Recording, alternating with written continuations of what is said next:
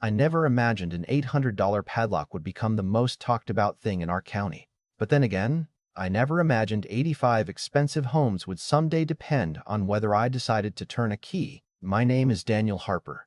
I'm 57 years old, and for almost 3 decades I've lived at the bottom of a long wooded hillside outside Ashford, Vermont. Most people driving through would barely notice my place because their eyes are always drawn uphill toward Cedar Ridge Estates, where every house looks like it belongs on the cover of a luxury real estate magazine. They've got stone entrances, heated driveways, spotless sidewalks, and an HOA that never misses a chance to remind everyone how exclusive their neighborhood is. Then there's my place, an old cedar farmhouse surrounded by maples and white oaks, with a gravel drive that crunches beneath every visitor's tires. I like it that way. I retired early after spending 32 years repairing heavy equipment for the state highway department, and all I ever wanted was peace, a decent fishing pole, and enough quiet mornings to drink my coffee while watching deer cross the back field. For years, that's exactly what I had, until one unusually snowy winter reminded me that sometimes the smallest piece of land can hold the biggest leverage. Most people never knew there was a massive storm drain buried beside my property line. Honestly, most of my own friends forgot it was there. It had been installed back in the late 70s before Cedar Ridge even existed, when the entire hillside was still farmland. Years later, developers bought the upper land, built 85 luxury homes, and connected every street, every ditch, every runoff pipe into that single drainage system crossing my property before emptying into a creek below. The agreement was simple. They had permanent access to use the drain as long as they kept it clear and maintained it. That sentence would eventually become the most expensive sentence anyone in that HOA ever ignored. The trouble started in early December when the first heavy snowstorm rolled through. I watched the plow trucks clear the neighborhood roads just like every year, except this time they weren't hauling snow away anymore. Instead, truck after truck pushed enormous piles over the edge of the hill, letting gravity do the rest. Guess where it landed? Right on my property. The first pile irritated me. The second one annoyed me. And by the end of January, they had built what looked like a frozen ski slope directly over the storm drain. I actually drove up to the entrance and flagged down one of the contractors. I asked him, "You guys planning to move this later?" He looked uncomfortable before saying, "We're just following instructions for management." I knew exactly what that meant. Someone sitting comfortably behind a polished conference table had decided my yard was cheaper than paying for proper snow removal. I took pictures every few days, mostly because old habits die hard. When you spend decades documenting road damage for the state, you learn evidence matters more than opinions. My wife, Karen, asked me one evening why I kept walking outside with my camera after every snowfall. I remember smiling and saying, "Because one day somebody's going to pretend this never happened." She laughed at first, but by February she wasn't laughing anymore. The temperatures climbed just enough for the first thaw. Water should have disappeared into that drain within minutes. Instead, it spread across my backyard like a shallow lake before creeping toward the basement foundation. I spent half the night running a pump, dragging soaked boxes upstairs, and trying to save family photo albums before the water reached them. 2 weeks later it happened again, only worse. The furnace stopped working. Cardboard boxes collapsed into mush, and the entire basement smelled like wet insulation and mildew. By the third flood in early March, I wasn't even angry anymore. Anger burns hot and disappears. What I felt was colder than that. I felt completely ignored. That's when I climbed into the attic and pulled down an old metal box containing every document I'd received when buying the property. Buried beneath faded surveys and yellowed tax records sat the original easement agreement.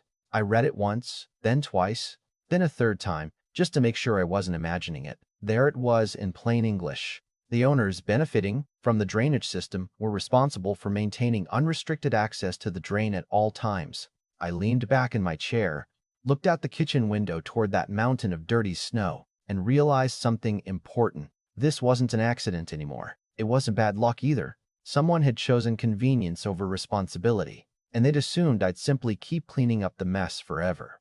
They had no idea I'd just found the one piece of paper capable of changing the entire conversation. The next morning, I made copies of everything. Every photograph showing the snow piled over the drain, every invoice from the basement cleanup company, every receipt for replacing the furnace blower, every estimate for repairing water damage, and most importantly, a clean copy of that easement agreement.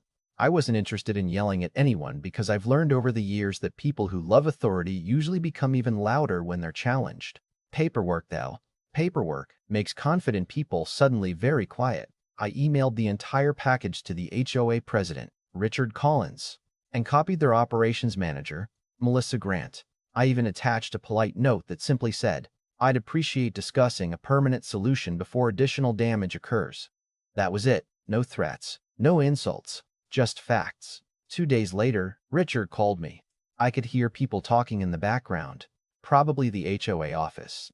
He didn't even say hello. "Daniel, we received your email." "Good," I answered. "Then you know we have a problem." He sighed the way people do when they think they're explaining something obvious to a child. "Snow has to go somewhere." I looked out my kitchen window at another fresh pile sitting on top of the drain. "Not onto property protected by your easement." He laughed, actually laughed. "You're making a mountain out of a snow pile." I remember staring at my soaked basement floor while listening to him say that. "No," I replied quietly. "Your contractor made the mountain." There was a few seconds of silence before he changed his tone. "We'll review it." That review never happened.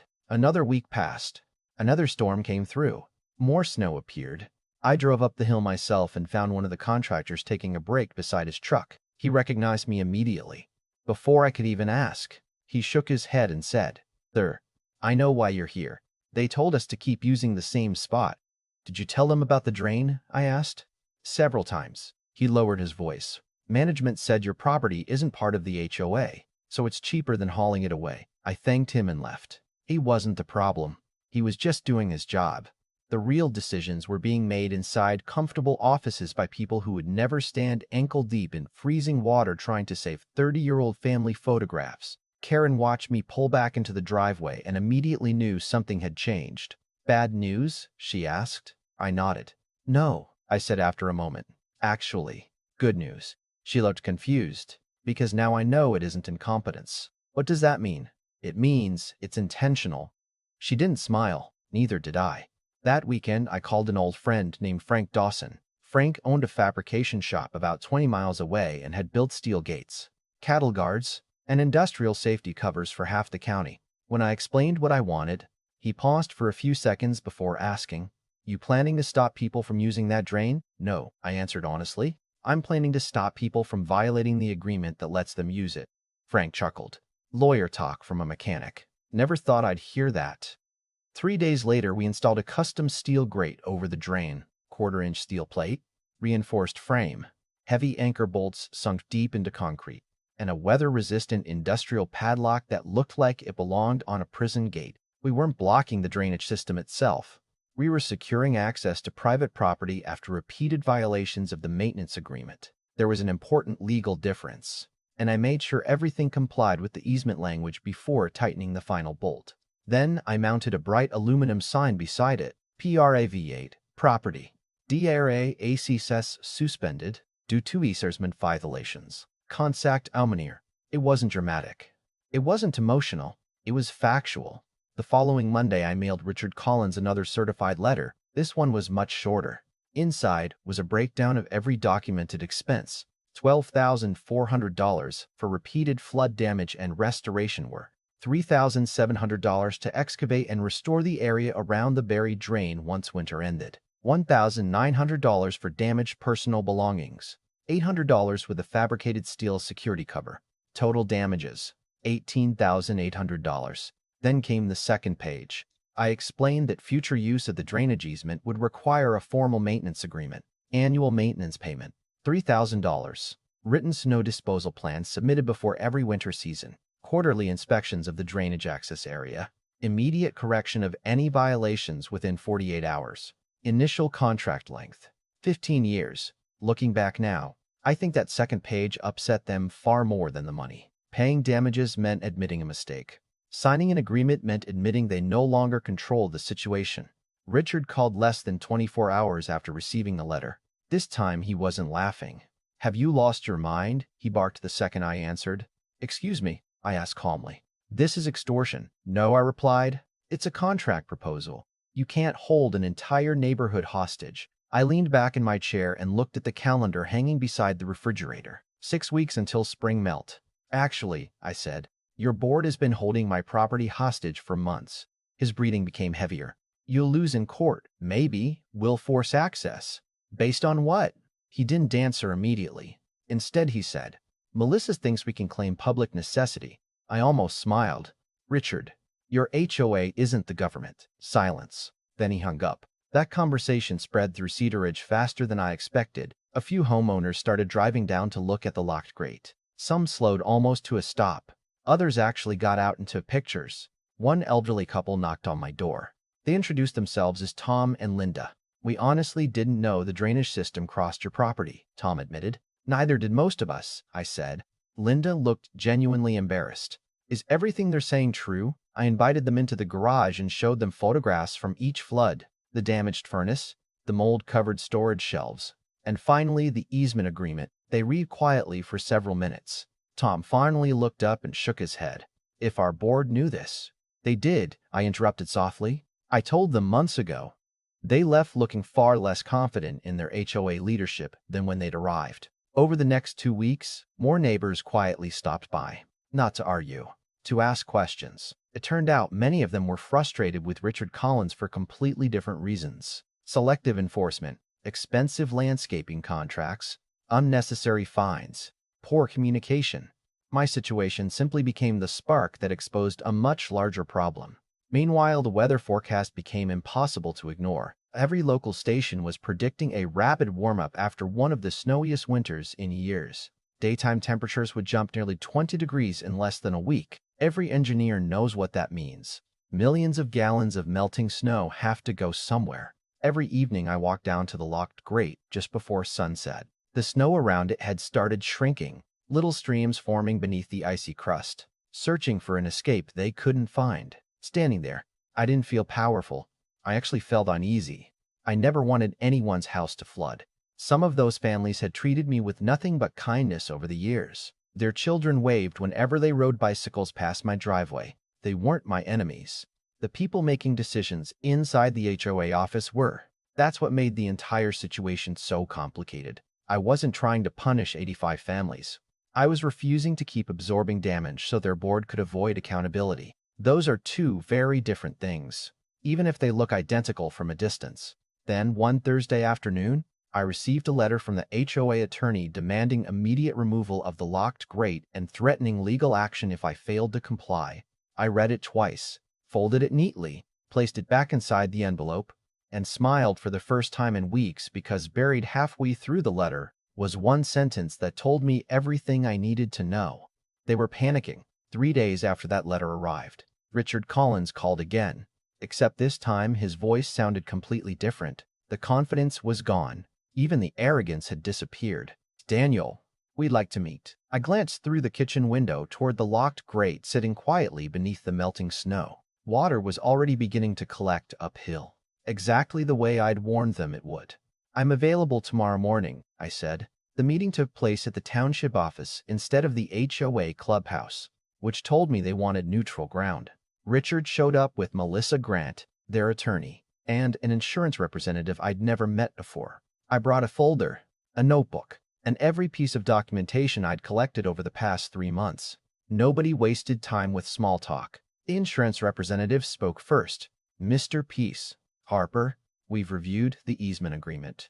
I nodded. So have I. He adjusted his glasses before continuing. Our concern is preventing further damage to the development. My concern, I answered, has been preventing damage to my property since December. Nobody argued with that because they couldn't. Every photograph, every invoice, every certified letter sat neatly organized in front of them. Richard finally cleared his throat. Would you consider removing the lock while we continue discussions? I looked directly at him. Did you remove the snow while we continued discussions? He looked down at the table. That was the first honest answer I'd received from him. Even though he hadn't spoken a word, the attorney suggested mediation. Melissa proposed forming a maintenance committee. Richard mentioned future cooperation. I listened patiently before sliding a single sheet of paper across the table. These are the same terms I mailed 2 weeks ago. The attorney read them carefully before looking toward Richard. Nobody smiled. Nobody protested. After nearly an hour of quiet discussion, the insurance representative finally leaned back and said something I'll never forget. From a financial standpoint, Settling is significantly less expensive than litigating while the drainage system remains inaccessible. In plain English, they had done the math. Fighting me would cost far more than simply honoring the agreement they should have honored from the beginning. By the end of that afternoon, they accepted every major condition. They agreed to reimburse the documented flood damage in full.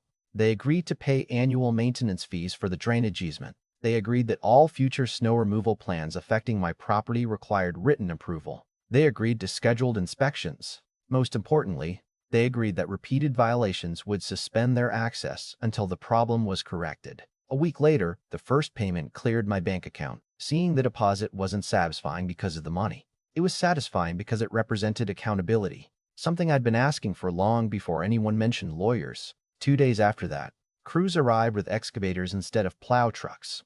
They removed every remaining pile of compacted snow, cleaned debris from around the drainage channel, repaired damaged grading, and even reseeded areas their equipment had destroyed during the winter. Several homeowners stopped by while the work was happening. Tom shook my hand and said, "I wish we'd known the truth sooner." I told him something I genuinely believed. Most neighbors aren't the problem. Bad leadership usually is. He nodded without saying another word. Richard never apologized directly. Maybe his pride wouldn't allow it. Maybe he simply didn't know how. But actions speak louder than apologies anyway. And from that day forward, the snow never crossed onto my property again. Every winter since then, I receive a written snow management plan before the first storm arrives. Every spring, someone from the HOA schedules an inspection with me instead of assuming they can do whatever they want. And yes, the steel grate is still there. So is the padlock. People ask why I haven't removed it now that everything has been settled. My answer is always the same. The lock was never there to keep anyone out. It was there to remind everyone that agreements only work when both sides respect them. Sometimes people hear that story and tell me I should have unlocked the drain immediately, because innocent homeowners could have suffered. I understand that argument. I really do. Here's the question I always ask in return. How many times should one homeowner be expected to pay for everyone else's convenience before saying enough is enough? If I had backed down after the first flood, there would have been a second. If I had accepted the second, there would have been a third. At some point, the only way to stop being ignored is to stop making it easy for people to ignore you. That's the lesson this whole experience left me with. And honestly, it has very little to do with storm drains or HOAs. It has everything to do with boundaries. So now I'd like to hear from you. If you were in my position, would you have unlocked the drain before they accepted responsibility? Or would you have stood your ground until they honored the agreement? Do you think I protected my property? Or do you think I went too far? Let me know in the comments, because I'm genuinely curious where you draw the line between standing up for yourself and punishing an entire community. And if you've ever dealt with an HOA, difficult neighbors, or a situation where doing the right thing wasn't the easy thing, share your story below. I'd love to read it. And don't forget to like, subscribe, and I'll see you in the next one.